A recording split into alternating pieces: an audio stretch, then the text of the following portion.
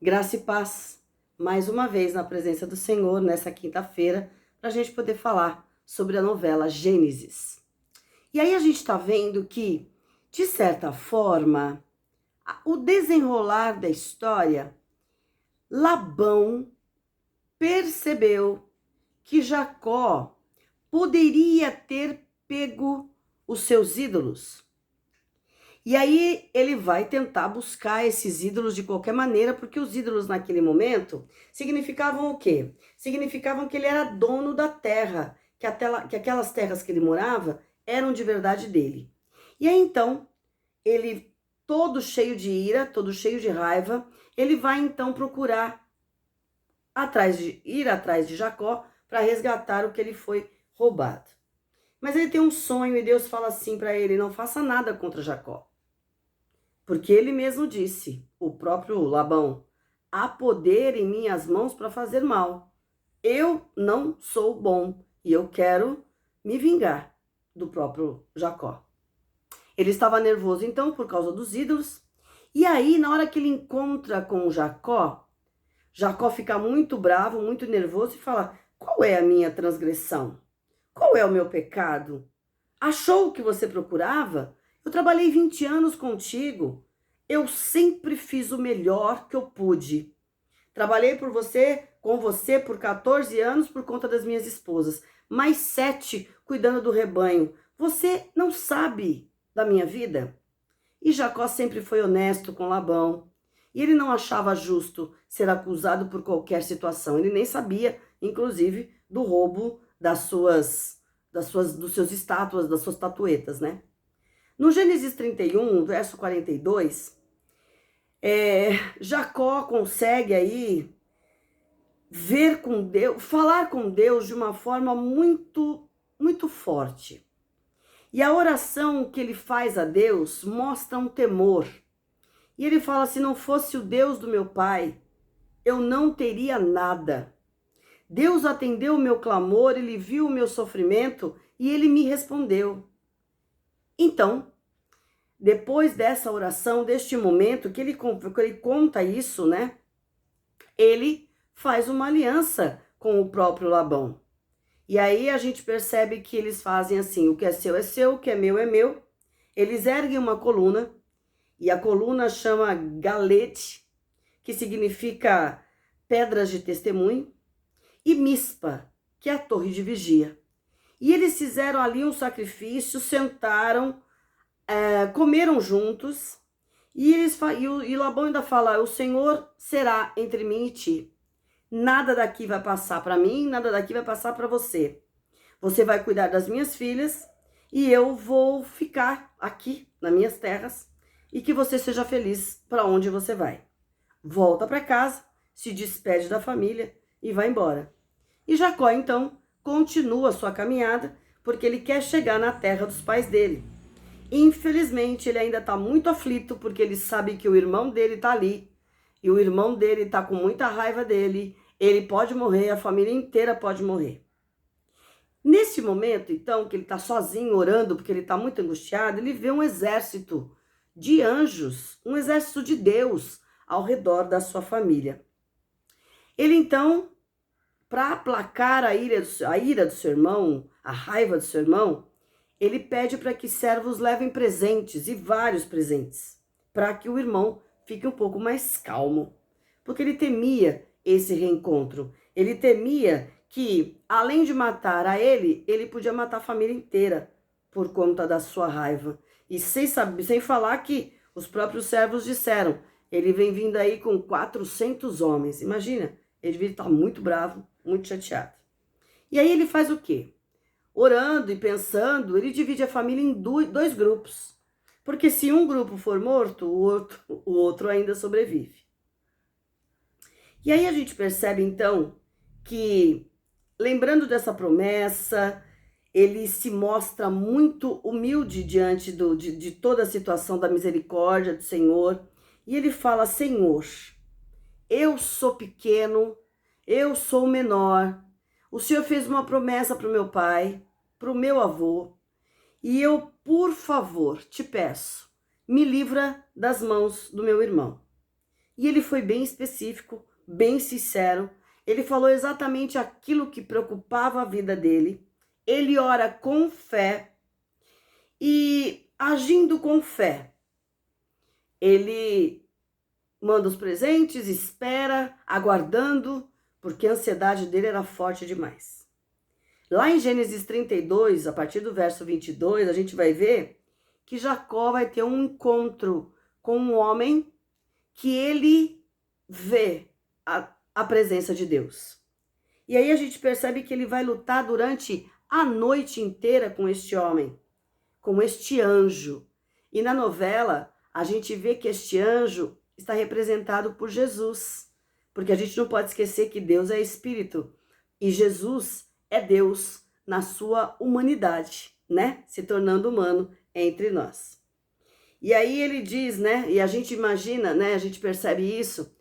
Jacó lutou no ventre da mãe, ele competiu com o irmão, ele teve os conflitos com Labão, tudo para defender a sua vida.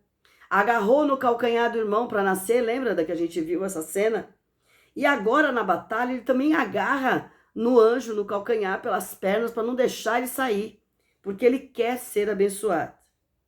E aí a gente percebe que este anjo, Jesus, poderia ter derrotado facilmente Jacó. Poderia ter dado lá, deixado ele morto no chão, derrotado facilmente. Mas ele percebe que ele foi insistente, que ele foi persistente, que tinha fé naquele momento de luta. E Jacó não queria ficar preso ao passado. Ele queria mudar de vida. Ele tinha a bênção, mas ele queria ser a bênção. Então ele não fica chorando. Ele faz o quê? Ele luta. Ele luta para que a sorte dele fosse mudada. E aí o anjo, então, para que ele solte, já amanheceu, me larga, deixa eu ir embora.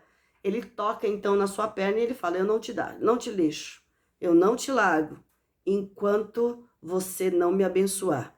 E quando Deus toca, o tocar de Deus é tremendo, né? E mesmo com dor, mesmo chorando até com dor na perna, ele continua agarrado com o anjo. E aí vem, então, a resposta. Porque você lutou comigo, porque você foi persistente, porque você foi corajoso, o seu nome não será mais Jacó. A partir de agora, o seu nome será Israel, porque você lutou com Deus. E aquele lugar é chamado, então, de Peniel, onde o próprio Jacó fala, eu vi a face, e Deus face a face, né? Eu vi Deus face a face, a minha vida foi salva, a minha sorte foi mudada. E aí ele teve um encontro com Deus. Deus respondeu. E Deus, quando responde, ele age nos momentos que a gente menos espera. E a gente recebe muito mais do que aquilo que a gente pediu, né? Ele continuava apavorado, apesar de ter tido encontro com Deus. Ele estava olhando e viu o seu irmão Jacó, ou seu irmão Esaú se aproximando. Jacó viu Esaú se aproximando. Já pensou no pior? E agora? Será que eu vou receber minha bênção? Como ele orou com muita fé, a sua surpresa foi tremenda também. Olha o Deus que a gente confia. E a gente confia desconfiando. Nós somos assim até hoje. A gente pede a bênção, mas a gente, será que o Senhor vai me dar? Será que vai ser desse jeito? Será? E aí, Esaú vem ao seu encontro, desce do cavalo, tira todos os seus instrumentos de caça e de lança e de guerra, ele simplesmente abraça. E Jacó, para mostrar humildade, 7 vezes ele se ajoelha, mostrando que ele estava, né? Me perdoa, me perdoa, me perdoa. E ele desce do cavalo, encontra Jacó, seu irmão, ele o abraça. E eles choram. E eles têm um encontro que ninguém esperava por aquilo. Todo mundo fica abismado do que Deus fez no coração de Esaú e no coração do próprio Jacó. Ele desarmou todo mundo, né? Ele surpreendeu todo mundo. E a graça do Senhor, a misericórdia do Senhor, o perdão do Senhor é assim. Quando nos atinge, nos desarma. E a gente vê maravilhas do Senhor acontecendo na nossa vida, né? Esaú não queria os presentes, acabou aceitando para que continuassem amigos, né? Fizesse uma reconciliação completa. E aí, então, a gente percebe que toda aquela situação, ao invés da vingança, perdão, tudo foi transformado. A situação dos dois traz alívio, traz paz, traz perdão, traz alegria. E essa reconciliação mostra que o companheirismo dos dois ainda existia, o amor entre os dois ainda existia. E aí, então, Jacó continua na caminhada, compra um terreno para construir a sua casa, para fazer o seu acampamento com o seu povo, né? Ele vê o seu pai e ele começa então uma nova vida ali em Siquém. Cria e constrói mais um altar, né, ao Deus de Israel, né? Constrói mais um altar. E ali naquele lugar, ele sabe muito bem que Siquém é um lugar onde existem culturas diferentes, os deuses são diferentes. Eles não acreditam no Deus de Israel, ou melhor, do Deus de Jacó, no Deus do vô dele, né, de Abraão. E aí então ele fala assim, tá bom, eu vou comprar esse terreno, mas eu não vou ficar dentro da cidade, eu vou morar fora da cidade, justamente para minha família não ser contaminada, para que não haja esse problema de misturar as culturas, né? Porque a gente é pertencente a um Deus vivo.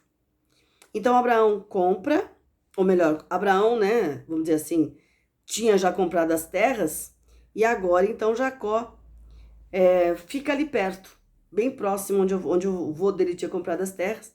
E aí ele já está com uma fé diferente, né? Porque agora ele é Israel, né? Ele está maduro diante do Senhor. E aí nesse momento a gente vê que ele reconhece o amor de Lia, ele percebe que a Raquel tem alguns problemas aí, né, pessoais, e ele reconhece o amor de Lia, se decepciona então com Raquel, e o filho primogênito, que é Rúben, é o filho amado, porque é o filho que é trabalhador, que é honrado, que é honesto, mas ele está tendo um probleminha com a Bila, e isso vai custar caro para ele, né? Ele é o primogênito, ele pode perder tudo. E o diabo, ele vai começar a tentar a Diná. A Diná é a única filha de Israel, de Jacó, e ele faz de tudo para ela ir conhecer a cidade. Vai lá, o que tem? Nada demais. Vamos lá conhecer, você vai gostar demais. É um lugar maravilhoso, você precisa conhecer a cidade. Olha a tentação, né? E Diná, então, ela vai, porque ela quer conhecer. Ela é mimada por todos, ela é amada pelos irmãos, ela é favorecida de todos os lados, mas ela não tem noção do que ela está fazendo. Protegida, toda atenção para ela, mas ela queria conhecer, ela queria fazer a vontade dela. E aí, então, a gente percebe que ela quer conhecer novas amigas, quer ver outras garotas, e ela acaba indo para a cidade, sem a permissão de ninguém, escondida, e a curiosidade e a ingenuidade é uma das consequências, ou melhor, das causas, para consequências desastrosas, não só para Diná, mas para nossa moçada hoje também, né? Infelizmente, e aquela curiosidade leva ela a fazer algo errado, né? É uma ingenuidade que acaba com o sonho de todos os jovens. As amizades erradas, drogas, bebidas, estragam o futuro de qualquer pessoa. Os pais querem proteger, mas a natureza fala mais forte e vem a desobediência. Não conseguem discernir o perigo, né? E acabam sendo manipulados. E aí a gente percebe que, infelizmente, Diná vai cair num erro e vai ter vinho, e a gente não pode esquecer que o vinho tira e altera as emoções e as sensações. Então, a lição de hoje que a gente vê é que o Senhor, quando eu tenho um encontro com Deus, Ele me responde. O Senhor, quando a gente tem um encontro com Ele, Ele muda toda a nossa sorte. Toda a raiva que eu sentia, eu não vou sentir mais. Todo problema de falta de perdão, o Senhor dá o perdão. E outra coisa, nós que somos mais jovens ou os mais mocinhos, preste atenção. Obedecer é melhor do que sacrificar. Cuidado com aquilo de, Ah, não tem problema. Ah, não tem nada demais. E até nós mesmos, mais velhos. Ah, é só hoje. Ah, é só um pouquinho. Ah, mas é um lugar como qualquer outro. Se existe uma possibilidade de erro e existe um não, vamos prestar atenção nisso? Para que a gente não caia e para que a gente não seja enganado mesmo pelo próprio diabo, que nos engana, nos tentando nos tirar da presença do Senhor. E não se esqueça, Deus muda a nossa sorte. Amém? Senhor, continua conosco. Muito obrigado, Senhor, porque a gente reveu todo esse encontro de Jacó com o anjo. Contigo, Senhor. E nós hoje tomamos como exemplo que toda vez que eu preciso da tua presença, da tua unção, da tua resposta, eu posso ter um encontro contigo. E o encontro, quando é sincero, cheio de fé, o Senhor muda tudo ao nosso redor, muda a nossa sorte, muda todas as circunstâncias, porque o Senhor nos ama e conhece o nosso coração. E também te pedimos, Senhor, ajuda-nos a não cair em tentação, para que de verdade a gente não chore depois e não se arrependa. Espírito Santo, cuida de nós e fala conosco. Muito obrigado por esta oportunidade, em nome de Jesus. Amém. E a bênção do Deus Pai, Deus Filho, Deus Espírito Santo te abençoe, te guarde, te console, te restaure. Encha da sua graça e da sua maravilhosa paz, hoje e sempre. Amém. Que o Senhor te abençoe e que você seja tocado pelo Senhor. Amém? Até a semana que vem.